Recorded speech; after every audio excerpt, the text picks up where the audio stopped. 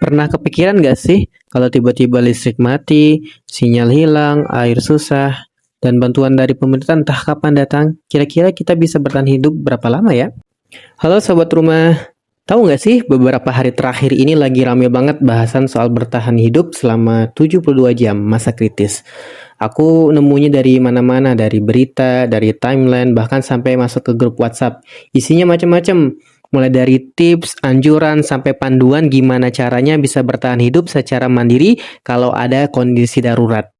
Karena sering muncul, jadinya aku penasaran kan ya. Akhirnya aku cari-cari deh berita aslinya ya, dan ternyata memang benar. Aku nemu info tersebut bahwasanya salah satu negara di Eropa yaitu Belanda, pemerintah di sana secara resmi mengeluarkan imbauan supaya warganya siap bertahan hidup secara mandiri selama 72 jam kalau sewaktu-waktu terjadi situasi darurat.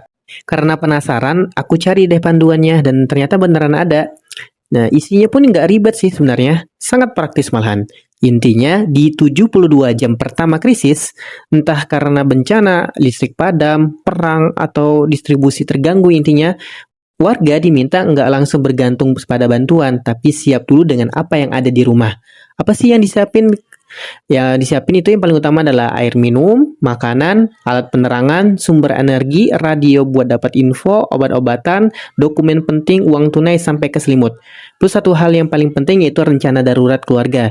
Jadi kalau kejadiannya terjadi, nggak panik dan semua tahu harus mau ngapain. Intinya yang paling utama itu adalah sumber air dan sumber makanan, sisanya itu pelengkap. Tapi menariknya ya, buat kalian ya, kita terutama yang muslim, sebenarnya ada latihan yang relevan. Misalnya itu puasa sunnah, kayak puasa Daud.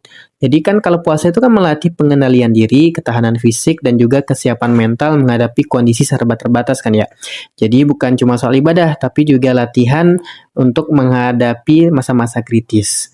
Oh iya, kenapa sih 72 jam ini dianggap penting? Karena itu fase yang paling rawan di waktu ini, kondisi belum stabil, bantuan belum tentu langsung sampai, dan yang paling menentukan bukan siapa yang paling kuat, tapi siapa yang paling siap. Tapi yang jadi bahan pikiran lagi itu kan 72 jam himbauan untuk orang-orang yang berada di negara maju. Buat kita yang di negara kita tercinta ini kayaknya 72 jam tuh nggak cukup deh. Karena 72 jam tuh baru pemanasan doang. Harusnya ada imbauan dan panduan untuk bertahan hidup selama 72 hari secara mandiri.